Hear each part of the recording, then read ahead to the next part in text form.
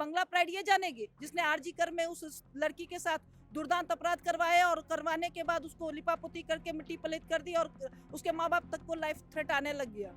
ये बंगला प्राइड जानेगी। ये शाहजहां इसका जो चेला है उसके हाथों हजारों स्त्रियों के अस्मिता का खिलवाड़ कराती रही है, बंगला प्राइड जानेगी।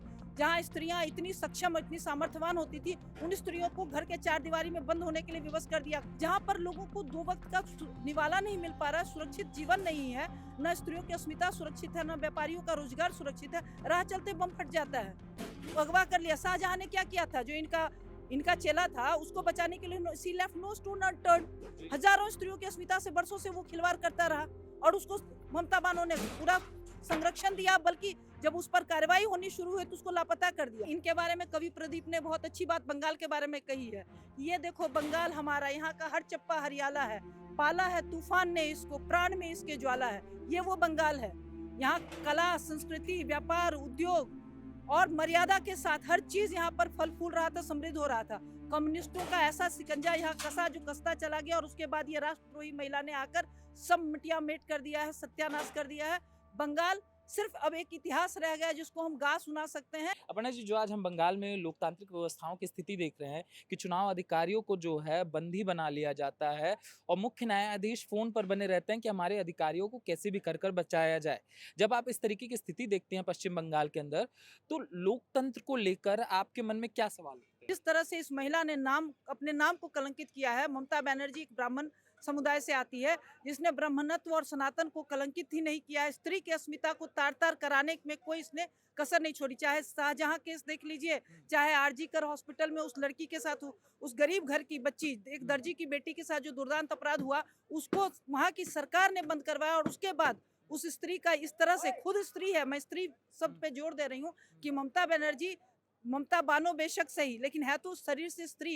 एक स्त्री के पीड़ा और उसके कष्ट को समझने के बजाय उस महिला ने ऐसी बात कही कि 9 बजे के बाद लड़की निकलेगी तो उसके साथ कुछ भी हो सकता है, क्योंकि सरकार सो जाती है। 9 बजे के बाद सरकार सो जाती है। Mind my words, this is the word what she has uttered about that kind of a sinister crime conducted in RG Kar hospital. You don't know कि सरकार का स्पॉन्सर्ड क्राइम हो। उसके बाद शाहजहां के द्वारा किया गया अपराध उसको उसने रोका। जब उसके बाद अभी सरकार एसआईआर करवा रही थी तो वहां पर उसने बाधा ही नहीं क्रिएट कराई। एसआईआर करने वाले लोगों को उसने मौत के घाट उतरवा दिया, मरने पर, आत्महत्या करने पर मजबूर करवा दिया। उसके बाद जब अभी जब रेड डाला गया एक प्राइवेट सर्वे करने वाली कंपनी पर, तो वहां पर मुख्यमंत्री नंगे पांव पहुंच जाती है। जो हमने धार्मिक ग्रंथों में सुना है कि गज की पुकार पर भगवान कृष्ण पैदल पांव जाकर ग्राह से उसको बचाते हैं। इस तरह से वो पैदल पांव चली गई दौड़कर उसको बचाने के लिए, एक अपराधी को बचाने के लिए, और फाइल लेकर भागी है। पूरी मीडिया के सामने में, लोगों के सामने में फाइल लेकर भागी है। तो ये सब चीज बताने के लिए काफी है कि बिहार के बगल में रहने वाला जो बंगाल है, जो बिहार को लोग बहुत बुरा और बेचारा कहते हैं, उससे कहीं बदतर स्थिति में दशकों से बंगाल रह रहा है। इससे पहले कम्युनिस्ट सरकार ने वहां के सारे इंडस्ट्रीज को खत्म कर दिया और अब जो वहां की व्यवस्था है, लोगों को जीने के लाले पड़ गए हैं। स्त्रियों की अस्मिता का कोई भरोसा नहीं है। आदमी की रोजी रोजगार, नौकरी, कारोबार सब ठप हो गया है। और सिर्फ इस महिला ने वहां पर जितने भी आतंकी हैं, जितने भी हमारे पड़ोसी मुल्क से आने वाले लोग हैं, उन लोगों को बसाया ही नहीं है, उनको सहारा ही नहीं दिया, उनको अपने गुंडों की तरफ पालन पोषण दिया है ताकि ये सत्ता में बनी रहे उनके माध्यम से। और अब जब इसके पर गर्दन पे नकेल कसी जा रही है तो इस तरह के अपराध करिए। आप समझिए कि एक देश के अंदर में जब न्याय व्यवस्था, जब एसआईआर कंडक्ट करने वाली व्यवस्था, जब चुनाव आयोग, जब कॉलेज में पढ़ने वाले बच्चे, जब लड़कियां, जब व्यापार करने वाले व्यापारी, जिनका पुश्तैनी 200 साल पुराना जिनका पुश्तैनी कारोबार है, वो वहां से भागने पर मजबूर हैं, उनकी जान के लाले पड़ गए, तो वहाँ की क्या दुर्दांत स्थिति होगी। और जो लोग कहते हैं कि बीजेपी ने क्या कर लिया, बीजेपी ने ये किया है कि आज मैं आपके सामने मुखर होकर, एक महिला होकर इन बातों को मीडिया के सामने रख पा रही हूँ। और बंगाल में आप स्थिति इस तरह से वहाँ बात नहीं कर सकते हैं, ना कोई बताएगा ना आप बात कर सकते हैं। अगर आप बहुत तथ्यपरक जानकारी चाहते हैं, आपको खोज करना पड़ेगा, और वो भी चुपके से। अगर आप इन डिस्गाइज होकर अगर छुपकर नहीं खोज करते हैं तो आप पकड़े जाएंगे। तो आपके साथ वो लोग क्या करेंगे? जब सुप्रीम कोर्ट के लोगों के साथ, चुनाव आयोग के लोगों के साथ ये लोग मारपीट कर सकते हैं, उनको लापता कर सकते हैं, तो हमारी आपकी क्या भी साथ हो सकती है वहां पर। तो इन्होंने तो सारे हदें पार कर दी हैं। तो इसी से अब पता चलता है कि अब कहते हैं अंधियारा बहुत, अब सूरज निकलना चाहिए। तो वही, अब अंधियारा बहुत हो चुका, अब वहाँ के लोग त्रस्त हो चुके हैं। और जब जान की इतनी लाले पड़ चुके हैं, तो लोगों को अब जान का भय खत्म हो गया है।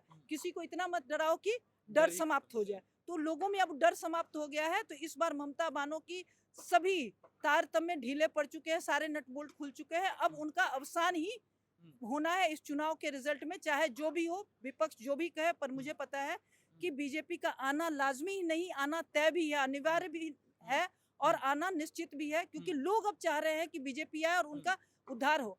मगर ममता बनर्जी ये आरोप लगा रहे हैं कि पश्चिम बंगाल में राष्ट्रपति शासन लगाने के लिए ये सारी घटनाएं की जा रही हैं, चाहे मालदा में हो, चाहे मुर्शिदाबाद में हो, चाहे एसआईआर को लेकर हो, कहीं ना कहीं राष्ट्रपति शासन की तरफ ढकेला जाए पश्चिम बंगाल अगर को। ऐसा हुआ होता तो आरजी कर हॉस्पिटल में जो कांड हुआ था उसके बाद ही लगाने की व्यवस्था। हाँ, पूरे राज्य में इतना ज्यादा वायलेंस था, आंसू गैस के गोले छोड़े जा रहे थे, लाठी चार्ज किया जा रहा था। सरकार कभी चाहती तो राष्ट्रपति शासन लगाकर इनकी सरकार खत्म करा सकती थी, लेकिन नहीं किया ना।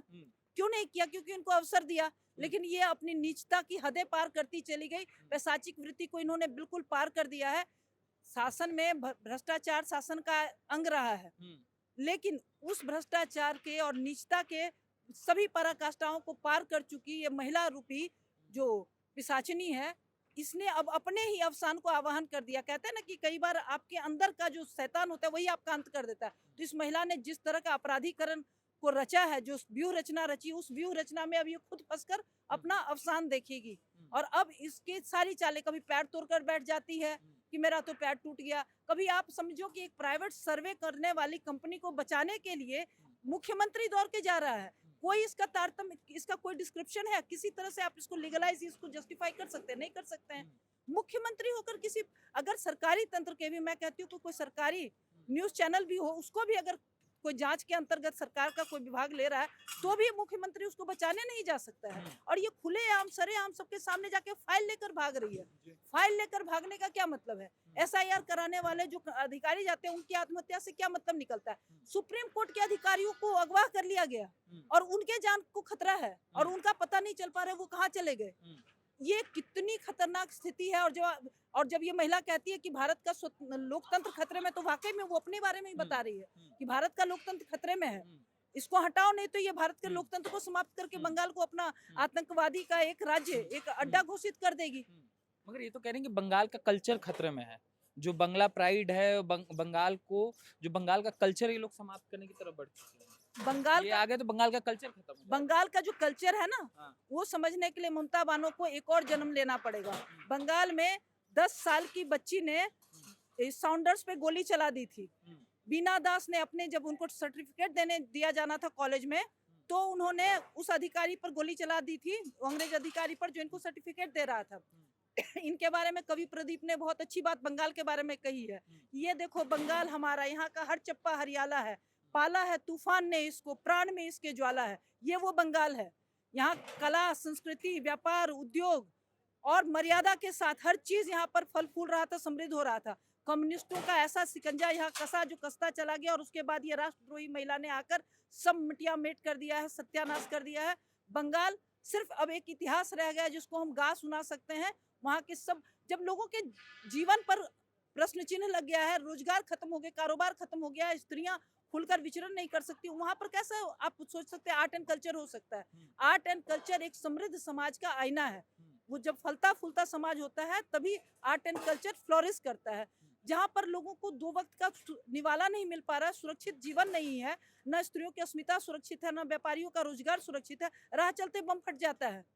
अगवा कर लिया। शाहजहां ने क्या किया था? जो इनका चेला था, उसको बचाने के लिए सी लेफ्ट नो स्टोन अनटर्न्ड। हजारों स्त्रियों की अस्मिता से वर्षों से वो खिलवाड़ करता रहा और उसको ममता बानो ने पूरा संरक्षण दिया, बल्कि जब उस पर कार्रवाई होनी शुरू हुई तो उसको लापता कर दिया, उसको सुरक्षा दी। तो ये तो अगवा गैंग की मुखिया है। आरोप भी लगाया गया कि ये तो बीजेपी की महिलाएं हैं, टीएमसी के लोगों ने कहा। हाँ, तो हाँ। ये तो, अब कहने से तो मैं कह देती हूँ मैं राष्ट्रपति हूँ, तो हाँ। कहने से तो हो नहीं जाएगा ना। हाँ। कहने से तो कुछ भी कह हाँ। दोगे, उसका यथार्थ है, मगर सत्य महिला है। किसी की भी हो, उसकी अस्मिता की तो कीमत होने, क्या भाजपा की महिलाओं की कीमत? भाजपा की महिला है, अगर ठीक है भाजपा की महिला है, तो उसके अस्मिता को तुम तार तार कर दोगे और you are justified, hence it is correct. महिला मतलब किसी भी देश की, दुनिया की, हमारे सनातन धर्म में कहते हैं वसुदैव कुटुंबकम, कि सारा संसार ही हमारा परिवार है। सर्वे भवन्तु सुखिनः सर्वे सन्तु निरामया, सबके सुख की कामना करते हैं। तो ये हिंदू क्या मुसलमान क्या, सभी की सुरक्षा की बात हो रही है। इसने मुसलमानों को वहाँ अच्छा रखा हुआ है, इनको सिर्फ गुंडे बनाकर अपनी रोजी रोटी चला रही है, सत्ता में बनी हुई है दशकों से। और बंगाल का वो हाल कर दिया है, वो लहूलुहान कर दिया है कि आर्ट एंड कल्चर और बंगाल हेरिटेज की बात करती है और वहाँ के लोगों की सादगी और शालीनता की, उसी सादगी शालीनता को बेवकूफ बनाकर इस महिला ने इतने सालों तक वहाँ पर राज किया है। अब जो सत्ता इसके हाथ से खिसकती दिख रही है तो बंगाल के लोगों की और उनके बंगाली कल्चर की दुहाई दे रही है। बंगाली कल्चर को समझना इस पिशाचिनी के बस की बात नहीं है। मरी तो कह रहे हैं कि बंगाल को एक बंटवारे की तरफ एसआईआर के माध्यम से करने की कोशिश की जा रही है। इसी का तो प्रतिरोध हो रहा है, लोग सड़कों पर उतर आए हैं कि बंगाल को बांटो नहीं एसआईआर के माध्यम से। एसआईआर के माध्यम से बांटा नहीं जा रहा है, एसआईआर के माध्यम से उन पिशाचों को, उन खरपतवारों को निकाला जा रहा है जो बंगाल के उन्नति में, बंगाल के प्रोग्रेस में, उसके समृद्धि में अवरोधक बने हुए हैं और सत्ताधीश के जोक के साथ मिलकर सत्ता का सुख ले रहे हैं। और सत्ता से मिलने वाले जो आम जनता को मिलने वाले जो सुख है, आम जनता को उन सुखों से वंचित रख रहे हैं जिसके वो आम जनता अधिकारी है। तो बंगाल को बांट नहीं रही है, एसआईआर के माध्यम से वहां पर गंदगी जो है, कचरा जो है, उसको निकालने की कोशिश की जा रही है ताकि वहां के समृद्धि पे, वहां के अस्मिता पे, वहाँ के लोगों की अस्मिता पर कोई आँच ना आए। वहाँ की समृद्धि और वहाँ की धरोहर उन्हीं लोगों के हाथ में रहे जिन्होंने इसका संचार किया, जिन्होंने इसका संरक्षण किया और जिन्होंने वर्षों तक इसको बनाए रखा। तो अब क्या लग रहा है अपर्णा जी, जो ममता बनर्जी जिस तरीके से कैंपेन को लेकर जा रही हैं, बंगला प्राइड की बात, एसआईआर का मुद्दा, बाहरी का मुद्दा, ये जो मुद्दे वो बना रही हैं उसका क्या प्रभाव पड़ेगा? इसका प्रभाव यही पड़ेगा कि कीचड़ हटेगा और कमल खिलेगा। क्योंकि जब बंगला प्राइड की बात करते हैं तो बंगाल में तो स्त्री को लक्ष्मी मानते हैं, दुर्गा मानते हैं। और आज भी बंगाल और बिहार दोनों एक मिली-जुली संस्कृति है। आज भी हमारे यहाँ बेटी पैर नहीं छूती है और हम बहू जब आती है उसको लक्ष्मी की तरह घर में उसका आगमन पर हम दीप जलाते हैं और उसका सम्मान और स्वागत करते हैं। झाड़ू नहीं उसके पैर में टच होना चाहिए, इतना ध्यान रखते हैं। तो बंगला प्राइड ये जानेगी जिसने आरजी कर में उस लड़की के साथ दुर्दांत अपराध करवाए और करवाने के बाद उसको लिपापोती करके मिट्टी पलित कर दी और उसके माँ बाप तक को लाइफ थ्रेट आने लग गया। तो ये बंगला प्राइड जानेगी। ये शाहजहां इसका जो चेला है उसके हाथों हजारों स्त्रियों के अस्मिता का खिलवाड़ कराती रही है, बंगला प्राइड जानेगी। जहाँ स्त्रियां इतनी सक्षम, इतनी सामर्थ्यवान होती थी, उन स्त्रियों को घर के चार दीवारी में बंद होने के लिए विवश कर दिया। मीडिया और कैमरा के आगे आके कहती है कि लड़कियां 9 बजे रात के बाद क्यों निकलती हैं घर से बाहर। अगर 9 बजे रात के बाद घर से बाहर निकलेंगी तो उनका यही हाल होगा। ये बंगला प्राइड जानेगी। बंगाल का जो कल्चर था और जो वहाँ की स्त्रियों का सामर्थ्य था, जो उनके अंदर साहस और शौर्य था, उससे हमारा इतिहास भरा पड़ा है। कनकलता बरुआ से लेके मातंगनी हाजरा तक, आप आसाम तक चले जाइए तो आपको ये कल्चर का आज भी इतिहास के पन्नों में स्वर्णिम अक्षरों में इनका नाम लिखा मिलेगा। तो ये राक्षसी जानेगी उसके बारे में। तो इसको क्या है कि अब इसके हाथ से सत्ता निकल चुकी है, तो ये सोच रही है कि अब इसके तो चेले चपाटे इसको बचा नहीं पाएंगे क्योंकि एसआईआर के द्वारा उनका ही खरपतवार की तरह समूल नाश हो रहा है। तो इन्होंने बंगालियों का पैर पकड़ लिया कि भाई अब हम बंगाली कल्चर में। तुम बंगाली कल्चर जानती हो? बंगाली कल्चर जानती तो श्री राम बोलने पर लोगों को जेल में नहीं भर देती। एक स्त्री की अस्मिता के हनन होने के बाद तुम शर्मसार होकर उस आदमी को फांसी चढ़ाने के बजाय उसको बचाने के लिए सारा प्रयास नहीं कर रही होती। तुम रोहिंग्या और बांग्लादेशियों को बसाने के लिए फर्जी वोटर आईडी कार्ड नहीं बनवाती। नदियों से, गांव के पोखर तालाबों से हजारों हजार बुढ़ियों में फर्जी वोटर आईडी कार्ड नहीं मिलता। तो ये किसी तरह से चाहती है कि नहीं कुछ तो भावनात्मक अतिरेक में इसकी सत्ता बची रहे, लेकिन अब सत्ता इसके हाथ आने की नहीं है, जा चुकी है। अब कमल ही खिलेगा और इसका अंत होना निश्चित है। शिशुपाल के उन्होंने 100 अपराध माफ करने की कही, 100वें अपराध के बाद उसका गर्दन काट दिया, जबकि वो उनके बुआ का बेटा था। तो फिर इस महिला ने भी अपराध के हद पार कर दिए, तो इसको अपने अपराध का दंड तो मिलेगा, सत्ता भी जाएगी और इस पर कानूनी कार्रवाई भी होगी। ये हमारे देश के न्यायाधीश से लेके चुनाव आयोग से लेके मंत्री से लेके आईएएस ऑफिसर तक और एक आम जनता, किसी को नहीं, सबका इसने शोषण करके रखा हुआ, देश में तबाही मचा रखी है। तो अब जब कहते हैं ना the wheel of Fortune keeps on turning, तो समय का पहिया घूम रहा है।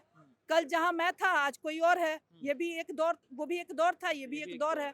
तो अब इनका दौर आएगा और इनके सारे कारनामे इन्हीं पर आजमाए जाएंगे।